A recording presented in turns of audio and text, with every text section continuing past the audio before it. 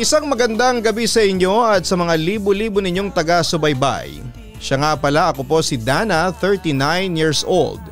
Isang accountant at tubong Ilocos Norte. Nalaman ko ang tungkol sa Papa Dudut stories nang minsang sumakay po ako ng taxi. Nagkataon kasing nakatutok sa iyo sa programa mo sa YouTube ang sinasakyan kong taxi driver. Kung hindi ako nagkakamali ay Nimrod ang pangalan ng sender mo ng araw na yon. Kinilig ako sa storyang yon kaya nabuo sa isipan ko na ibahagi din ang aking love story, although hindi siya katulad ng letter ni Nimrod na nakakakilig. Papadudot, hanggat maaari ay ayaw ko nang habaan pa ang sulat ko para konsiderasyon na rin sa inyo at sa iba pang staff na magbabasa nito. Sisimulan ko na lamang ang kwento noong nasa Singapore ako. Meron akong naging boyfriend noon, si Jeronimo. Jerome ang madalas kong itawag sa kanya. Pero papadudot, hindi ako naging masaya sa relasyon namin dahil busy kami madalas sa kanya-kanya naming mga trabaho. Kaya nauwi din kami sa breakup. Pero bago ako nag-decide na makipag-break ay may na-meet akong isang client, si Roberto. Papadudot, malaki ang katandaan sa akin ni Roberto pero despite of his old age ay makisig pa rin naman, papadudot. Agad na nahuli ni Roberto ang loob ko kaya hindi na ako nagdalawang isip pang makipag-break kay Jerome. As expected ay nasaktan ng husto si Jerome but I don't care anymore. At sa halip ay agad akong sumama kay Roberto pabalik ng Pilipinas at doon ay naging nobya niya ako. Lumipas ang ilang buwan ay naging mabuting boyfriend sa akin si Roberto. Kaya siya na noon ang hinangad kong mapangasawa, papadudot. Samantala isang araw ay nagpa siya si Roberto na ipakilala na ako sa kanyang mga anak. Ang meeting place ay isang restaurant sa loob ng isang mall. Hindi ko noon maiwasan na kabahan lalo na't first time kong mamimit ang mga anak niya. Roberto, kinakabahan ako. Ang sabi ko kay Roberto. Hinawakan naman niya ang aking mga kamay para mawala noon ang aking kaba. Huwag kang kabahan, Dana. Basta ako ang bahala sa iyo, ang sabi pa niya sa akin. Hindi ko maiwasang kabahan. Lalo na't first time kong makakaharap yung dalawa mong anak, ang sabi ko while having butterflies in my stomach. Mababait sina Jerome at Jane. Alam kong mauunawaan rin nila ako. Alam kong matatanggap ka nila para sa akin, sagot naman ni Roberto. Nagulat naman ako nang banggitin niya ang isang pamilyar na pangalan. Ano ulit ang pangalan ng isang anak mo? Jerome? Oo, Jerome ang pangalan ng bunso ko. Jerome Montenegro. Dana, are you okay? Concerned na tanong niya sa akin.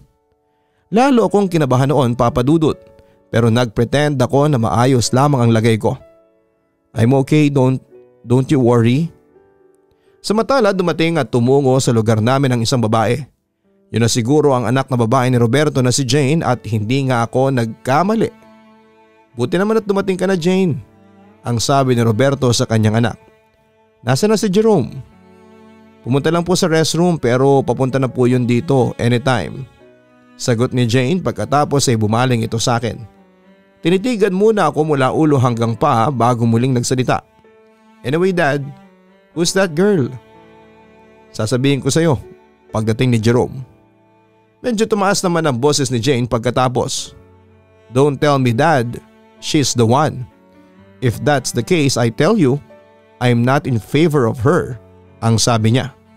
Nakaramdam naman ako ng sobrang hiya. Jane, please stop, saway ni Roberto sa anak na babae. Sa kabilang banda dahil sa matinding kaba ay napayuko na lamang ako habang nagtatalo ang mag-ama. Hindi ko tuloy namalayan na parating na pala ang anak na lalaki ni Roberto. Dad, Jane, bakit kayo nagtatalo? Pero hindi na niya nahintay ang sagot ng dalawa na magkatitigan kaming dalawa. Namutla ako habang siya naman ay nagulat. Dana, what the hell are you doing here? Tanong niya sa akin. Jerome, ikaw ang anak ni Roberto? Halos walang boses ang lumalabas sa bibig ko noon. Dahil hindi ko ina-expect na magkikita ulit kami ng ex-boyfriend ko. Yup, it's me, Jerome. Miss Dana, do you miss me? Sarkastiko niyang tanong sa akin. Magkakilala na kayo anak? Nagtatakang wika ni Roberto habang panay ang tingin niya sa aming dalawa. Naghahanap agad ng kasagutan. Samantala si Jerome na ang nagsalita. Of course hindi ko makakalimutan ang babaeng yan. I won't forget every single inch of that face. By the way, bakit niyo ba dinala yung babaeng yan dito dad? Akala ko ba family reunion ito? Jerome, be nice to Dana. By the way, she's my fiancé. Saway ni Roberto sa kanyang anak na lalaki. Nagulat si Jerome sa mga sinabi ng kanyang ama. What dad? Siya ang fiancé mo? Are you out of your mind? Galit nitong sabi kay Roberto. Bakit? Anong masama? Anong masama kung mag-aasawa ulit ako? Besides, it's part of my freedom. Matagal na ako nangungulila sa pagkamatay ng inyong nanay. It's time for me to be happy. Katwiran ni Roberto sa kanila. Muling nagsalita si Jane. No dad, it can't be. Ngayon pa lang tinututulan ko na ito. I don't like her. Kahit kailan ay hindi niya mapapantayan si mommy. Hindi niyo po siya pakakasalan dad. Tahasang pagtutol nito sa gusto ng ama. At sino ba kayo para diktahan ako ha? Mga anak ko lang kayo. Galit ng wika ni Roberto. Buti na lang talaga walang masyadong customer ang restaurant dahil nakakahiya kapag nagkataon ang lalakas ng boses nila. Dad, I don't want her to become my stepmom. Tahasang sabi ni Jerome. Seriously? Ano naman ang nakita niyo po sa babaeng yan at siya ang minahal ninyo? Look at her, she's one hot mess. Ang wika naman ni Jane. She's an accountant, for your info. Pagtatanggol ni Roberto sa akin. Oh really? Well, she looked more like a sexy starlet than an accountant. Sarkastiko nitong sabi. Jane, stop it. Huwag niyong bastusin sa harap ko si Dana. Saway ni Roberto sa dalawa. Dahil sa nakita kong mainit na ang ulo ng aking fiancé ay nagpasya na rin akong magsalita para ilahad ang aking side. Jane, Jerome please. Hayaan niyong mahalin ko ang ama ninyo. Mahal na mahal ko si Roberto at nagmamahalan kaming dalawa. Sana naman ay matanggap ninyo ako para sa ama ninyo. Pakiusap ko sa kanila.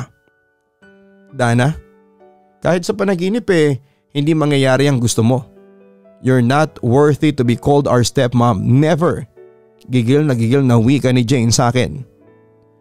Sumigunda naman si Jerome. Wait, you said you love our father? Talaga Dana? Teka, kailan ka pa natutong magmahal? Anong kasiguraduhan naming mahal mo ang ama namin at hindi lang ang pera niya ang habol mo? Dana, I know your reputation. Manggagamit ka manluloko. Pag-aakusa pa nito sa akin. Nakita ko ang pagkagulat sa reaksyon ni Roberto. Jerome, anong ibig mong sabihin? Tanong niya sa anak. Ex-girlfriend ko lang naman po yung babaeng yan. Siya po yung sinasabi ko sa inyong girlfriend ko doon sa Singapore. Niloko lang po niya ako dad dahil sa kanya muntik nang masira ang buhay ko. Pagtatapat ni Jerome. Tumingin sa akin si Roberto at naghahanap ng kasagutan. Totoo ba Dana? Oo Roberto. Siya yung sinasabi ko sa iyo ni ex-boyfriend ko sa Singapore. Siya yung hiniwalayan ko para sa iyo. Pag-amin ko. Nagulat ulit si Jerome sa sinabi ko. Ano? Teka Dana, si Dad yung naging karibal ko sa iyo dati? Oo Jerome, si Roberto ang ama mo, ang pinagpalit ko sa iyo. Nakita ko na tila pinipigilan ni Jerome ang lumuha sa harap namin. Malit nga talaga ang mundo. Biruin mo wala akong kaalam-alam na ang ama ko pala ang karibal ko sa iyo. Wala akong kaalam-alam na si Dad pala ang dahilan kaya halos masira ang buhay ko sa Singapore. Ang sasama ninyo. Pagkatapos noon ay nag-walk out si Jerome, sumunod naman si Jane sa kanyang kapatid. Dana, pasensya ka na sa mga anak ko ha. Don't worry, kakausapin ko ulit sila. Paghingi ng paumanhin ni Roberto sa inasal ng kanyang mga anak. Habang ako ay nananatili lamang malungkot at nag-aalala para sa pamilya ng fiancé ko. Papadudot na gulat ako sa mga pangyayari. Naisip ko na it's a small world after all. Hindi ko akalain na muling magkikita kami ni Jerome at hindi ko rin akalain na si Roberto pala ang ama niya. Pero despite of that ay pinagpatuloy ko pa rin ang pakikipagrelasyon kay Roberto kahit natutol pa ang mga anak niya. A year later ay nagpakasal din kami ni Roberto sa simbahan pero alam kong merong isang tao noon nang sobrang nasaktan noong ikasal ako, Papa Dudut. Walang iba kung hindi si Jerome. Samantala pagkaraang maikasal ako kay Roberto ay naging maganda na ang takbo ng buhay naming mag-asawa. At sa bawat araw na magkasama kami ay masasabi kong lalong tumitibay ang pagmamahala namin. Pero Papa Dudut, hindi ko na-expect na darating din pala ang isang malaking pagsubok sa buhay ko dahil isang gabi. Habang naghihintay sa pag-uwi ng aking asawa ay isang pangyayari ang hindi ko inaasahang magaganap. May kumatok noon sa pinto at pagbukas ko ay laking gulat kong tumambad sa akin si Jerome na lasing ng sandaling yon. Jerome, anong kailangan mo? Teka, lasing ka ba? Tanong ko sa kanya. Hindi niya pinansin ang aking tanong at sa halip ay nagtanong sa akin. Kumusta na Dana? Nasaan na pala si Dad? Dumalo ng international conference sa Bangkok. Ang wika ko habang pinapasok ko na sa loob ng bahay ang aking stepson. In fairness, malaki din tong condo unit na binili ni Dad. Teka, bakit ba naisipan ninyong dito tumira? Bakit ayaw niyo dun sa malaking bahay? Tanong pa niya sa akin. Ayaw na namin ni Roberto na makigulo pa sa inyong magkapatid kaya pinaubayan na ng ama mo sa inyo yung bahay. At saka gusto rin namin ng privacy, tugon ko. Ano bang nakita mo sa tatay ko at pinagpalit mo ko sa kanya ha? Diretsang tanong niya sa akin. Teka, magsisimula na naman ba tayo? Medyo naiirita kong tanong sa kanya. Hindi naman pinansin ni Jerome ang sinabi ko at sa halip ay nagpatuloy ito sa pag-uusig sa akin. Ano bang meron sa kanya na wala sa akin? Mahal mo ba talaga si Dad? O kaya naman ipinagpalit mo siya sa akin kasi mas malaking isda siya? Hindi ko nagustuhan yung sinasabi niya sa akin. Hindi ko pinakasalan si Roberto ng dahil lang sa pera. Pero hindi pa natatapos ang sasabihin ko nang magsalita siya muli, Papa Dudut. Oh come on. Walang maniniwala sa iyo Dana. Isipin mo sino ang magkakagusto kay Dad. Gurang na ang tatay ko. Kung may magkagusto man sa kanyang babae, sigurado akong nasilaw lang yung sa milyones sa bangko ni Dad. Ako sa panya sa akin. Nag-init na noon ang ulo ko. Kung wala kang importanteng sasabihin sa akin, makakaalis ka na. Utos ko sa kanya. No Dana. Hindi ako aalis dito hanggat hindi ko nasasabi sa iyo ang totoo. Dana, mahal pa rin kita hanggang sa ngayon. Pagtatapat niya sa akin. Ha Jerome? Akala ko ba naka-move on ka na? Akala ko ba tanggap mo na ang lahat? Question ko sa kanya. I lied.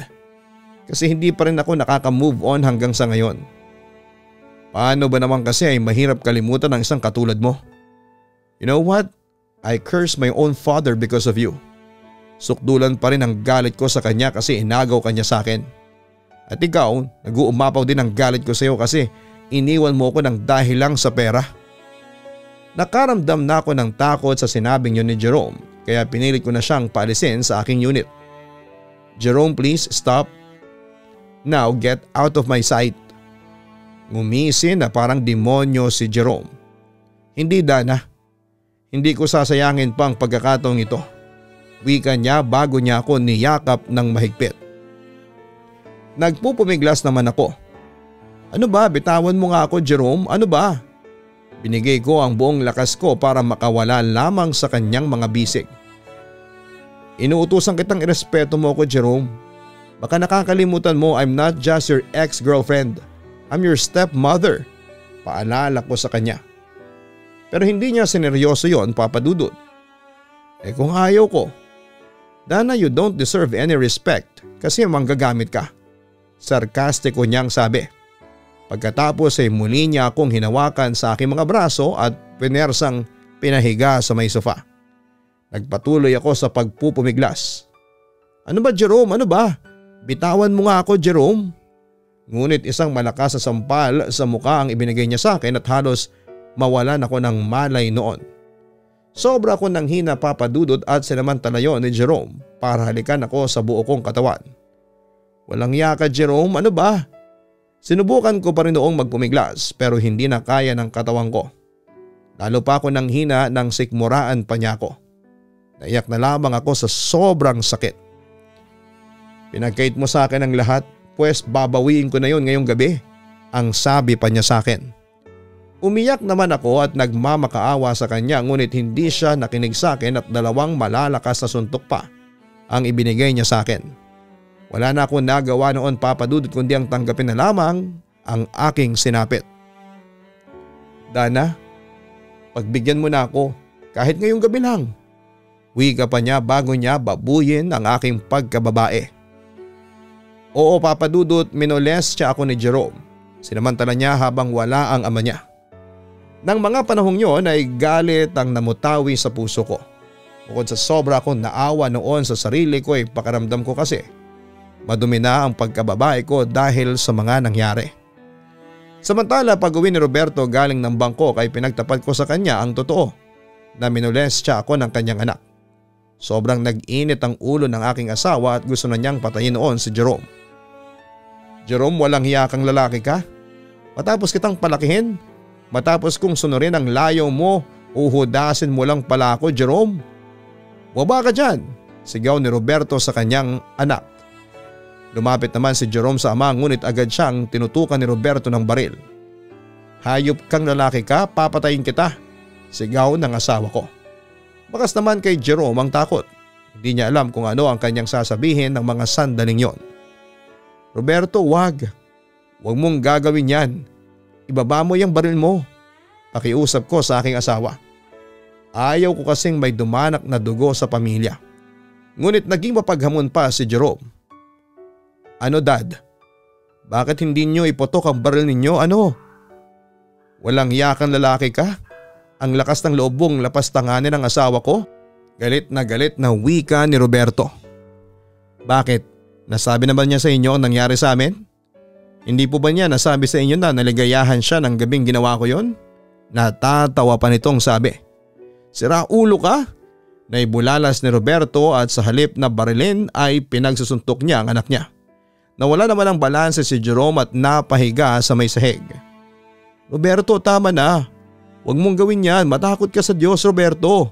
Pilit kong inaawat ang aking asawa. Bagamat nagdurugo na ang ilong at mga labi ni Jerome ay wala pa ring bakas sa kanya na nagsisisi siya sa kanyang ginawa. Sige, Dad, patayin niyo na ako. Ano pang hinihintay ninyo? Patayin niyo na ako. Pasigaw pa niyang hamon sa aking asawa. Naiyak naman sa sobrang galit si Roberto. Bakit mo nagawa sa akin to, Jerome?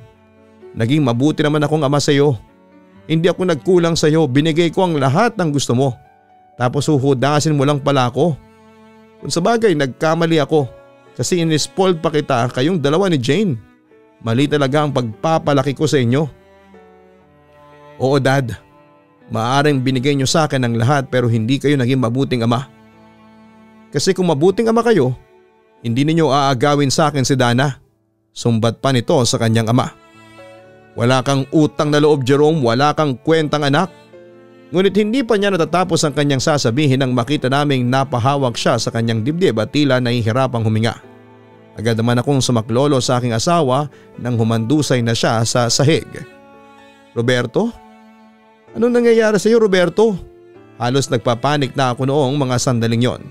Napabango naman si Jerome sa sahig at agad na tinungo ang telepono para tumawag ng ambulansya. Dana, hindi ako makahinga. Nangingisay at halos hindi makahingang wika ni Roberto hanggang sa nawala na siya ng malay. Dahil doon ay napasigaw ako sa labis na pag-aalala. At yun nga, Papa Dudut, pagdating sa ospital ay dineklarang dead on arrival si Roberto. Halos magunaw naman ang mundo ko sa mga nangyari. Hindi ko matanggap na wala na si Roberto.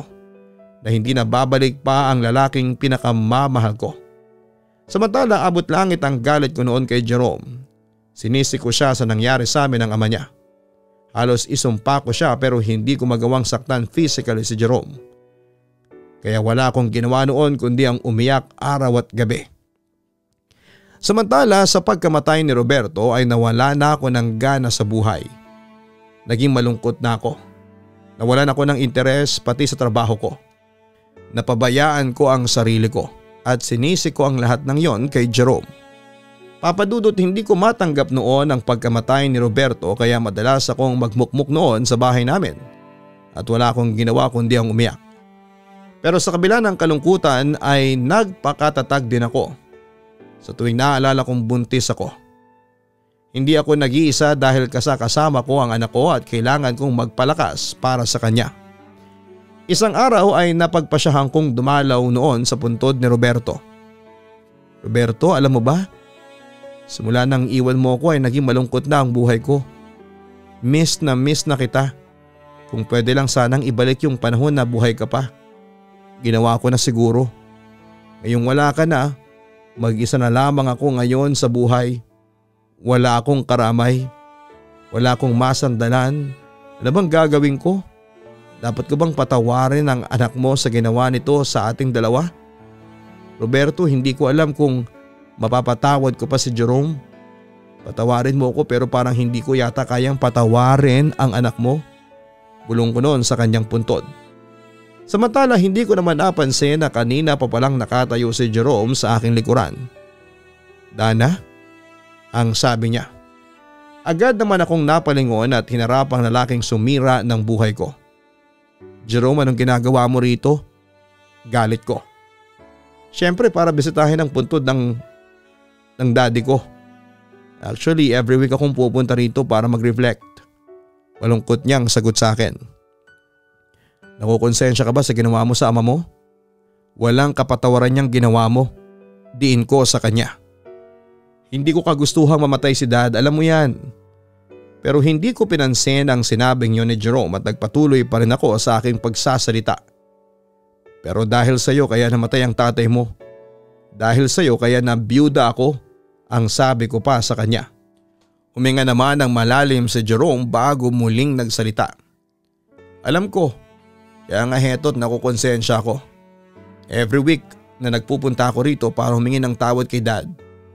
3 months ko na itong ginagawa simula nang ilibing siya dito. Nung isang linggo ay natanaw kita rito. Talaga? Kung natanaw mo pala ako, bakit hindi ka lumapit sa akin? Sumagot siya. Nakita kasi kitang nagdarasal. Ayaw kong istorbohin ka ng mga araw na yon. Pagkatapos noon ay napatingin siya sa lumalaki kong tiyan at nagtanong. Dana, ilang buwan na yung pinagbubuntis mo? Almost 5 months na, sagot ko. Almost 5 months? Dana, magtapat ka nga sa akin. Anak ba talaga yan ni dad? Pagdududa niya. Iba kasi ang nararamdaman ko, Dana. Hindi yan anak ni dad. At lalong hindi ko yung kapatid kasi anak ko yan. Dagdag pa niya. Hindi ako nakakibo noon, Papa Dudut. Dahil aminado naman akong si Jerome ang ama ng dinadala ko. Nagbunga ang paglapastangan niya sa aking pagkababae. Hindi ako pwedeng magkamali, Dana. Almost 5 months ago simula nung may nangyari sa ating dalawa. Nasisigurado kong nagbunga yon. Pagpapatuloy pa niya. Sa puntong yon ay nagsalita na ako. Hindi, Jerome. Wala tayong anak. Dana, please. Huwag ka namang magsinungaling. Hindi mo ako maloloko. Anak ko yung pinagbubuntis mo. Nararamdaman ko, Dana. Ano? Ano ko yan, hindi ba? Pilit niya akong pinapaamin noon. Tumingin ako sa kanyang mga mata. Ano bang gagawin mo kung sakaling sabihin ko sa iyo na anak mo itong dinadala ko? Seryosong tanong ko. Di pakakasalan kita. Mabilis niyang sagot sa akin. So anak ko nga yan. Conclusion niya. Hindi mangyayari ang gusto mo. Matamlay kong sagot. Dana, bakit ka ba ganyan sa akin? Bakit ba pilit mo kong pinapalayo sa buhay mo? Tanong niya sa akin. Tila nasasaktan siya ng sandaling yon. Bakit ka mamapilit ha? Bakit ba hindi mo matanggap na hindi na kita mahal? Bakit mo pinagsisiksikan ang sarili mo sa akin? Balik ko sa kanya. Oo, mapilit ako. Oo, hindi ko matanggap yung sinasabi mo sa akin na hindi mo ko mahal. Oo, pinagsisiksikan ko talaga sa iyo ang sarili ko, Dana. Ginagawa ko ang lahat ng ito kasi mahal kita at naniniwala akong may pag-asa pa tayong dalawa. Pag-amin niya sa akin. Hindi na kita kayang mahalin, Jerome. Bukod doon nag-uumapaw ang galit ko sa iyo. Kasi kung hindi dahil sa iyo Hindi ko mararanasan ang mga pagdurusang ito sa buhay ko. Nag-uumapaw ang galit ko sa kanya ng sandaling yon. Sa puntong yon ay nakita kong umiyak sa aking harapan si Jerome. Dana, bakit ba ganyan ka sa akin? Oo, maaaring nagkasala ko sa iyo pero hindi sapat yon para maging sukdulan ng galit mo sa akin. Yung panggagahasa mo sa akin at sa pagpatay mo kay Roberto, hindi pa ba sapat ang mga yon para mamuhi ako sa iyo? Ang wika ko. Wala na bang pag-asang mapatawad mo ko? Umiiyak niyang question sa akin. Jerome, maaaring mapatawad pa kita someday. Pero yung mamahalin ulit kita? Malabong mangyari yon. 2 beses mo na akong pinapaiyak. Hindi ka ba nakukonsensya sa ginagawa mo sa akin? Maawa ka naman sa akin. Sa puntong yon ay naiiyak na rin ako. Ikaw ang may kasalanan kaya ka umiiyak ngayon. Tumahan si Jerome sa pag-iyak at nagpunas muna ng luha bago muling nagsalita. Kung sa bagay, may punto ka. Kasalanan ko nga. Bakit kasi sa dinami-dami ng babae sa mundo ay ikaw pa kasi ang minahal ko? Kung pwede lang labanan itong pag-ibig ay matagal ko na siguro itong nilabanan. Dana, bakit pa kasi ikaw ang minahal ko? Ang lupit mo, wala ka kasing sama.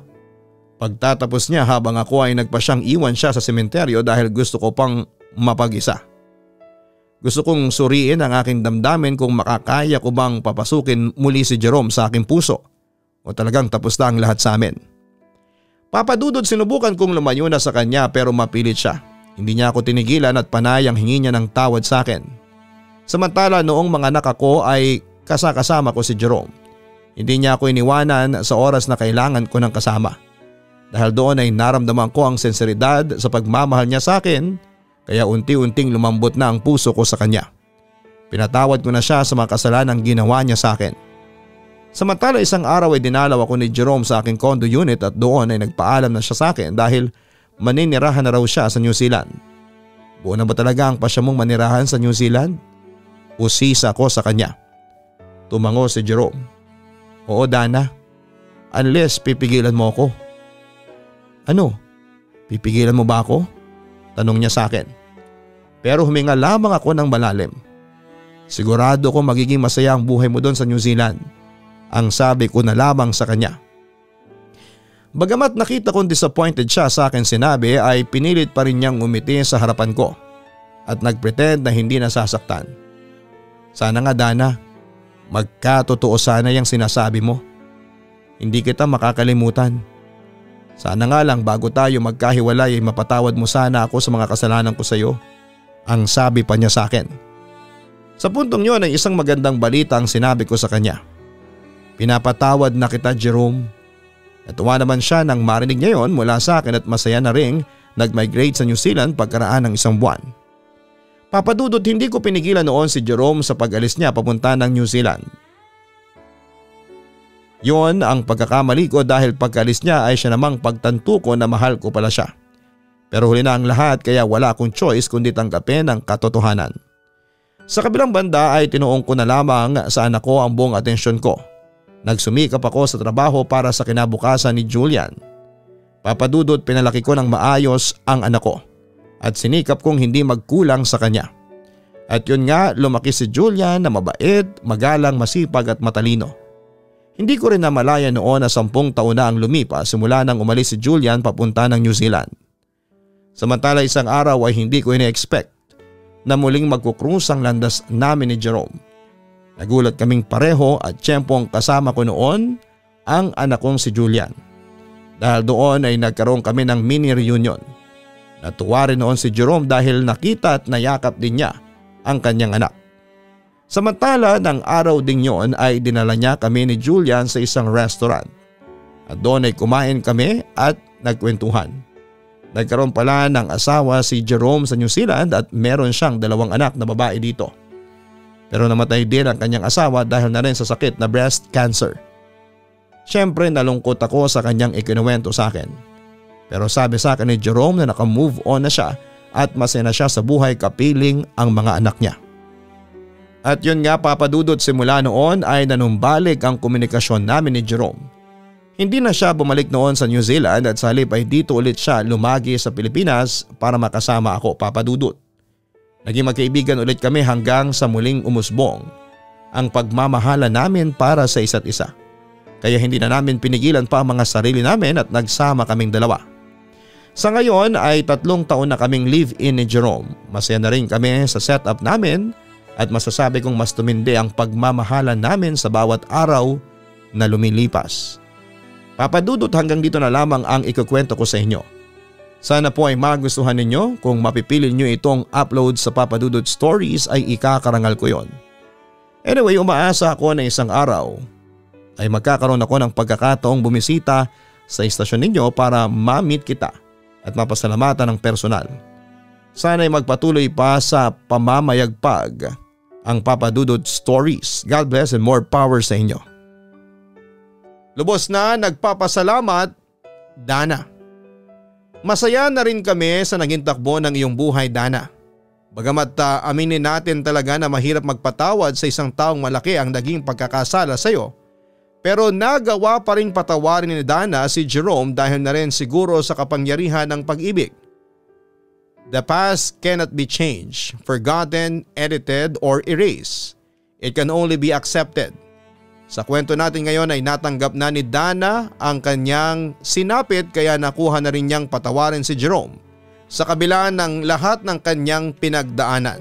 Pero nagawa rin naman niyang patawarin si Jerome dahil tanggap niya ang kanyang pagkakamali at nakita ni Dana na lubos itong nagsisisi. At saka tama yung madalas nating marinig na kasabihan na kung gusto mong mawala ang lahat ng bigat sa iyong dibdib ay matuto kang magpatawad. Mahirap talagang mabuhay kung marami kang excess baggage na dala-dala sa iyong puso. Hindi mo mai-enjoy ang buhay kung mamumutawi palagi sa iyo ang galit at sama ng loob. At magagawa mo lamang magpatawad kung handa mong isuko ang iyong sarili sa pagmamahal ng ating Panginoon. Magsilbisa ng aral sa atin ang totoong buhay ni Dana at Jerome. Ang pagpapatawad ay pinagkakaloob lamang sa taong humihingi ng kapatawaran at hindi sa taong ayaw tanggapin ang kanyang kamalian. Hanggang sa muli, huwag kalimutan na mag-like, share and subscribe. Maraming salamat po sa inyong lahat. Ang buhay ay mahiwaga, laging may lungkot at saya. Sa Papa Dudut Stories, laging may karamay ka.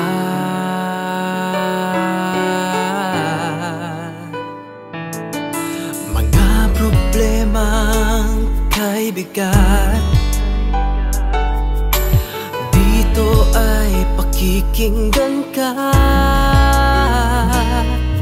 Sa Papa Dudut Stories, kami ay iyong kasama. Dito sa Papa Dudut Stories, ikaw ay hindi nag-iisa.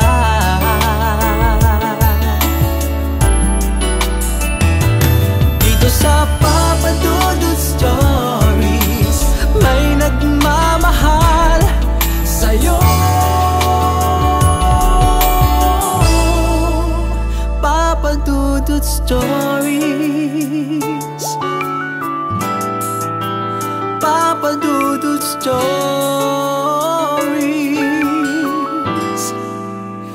Papa Dudut Stories.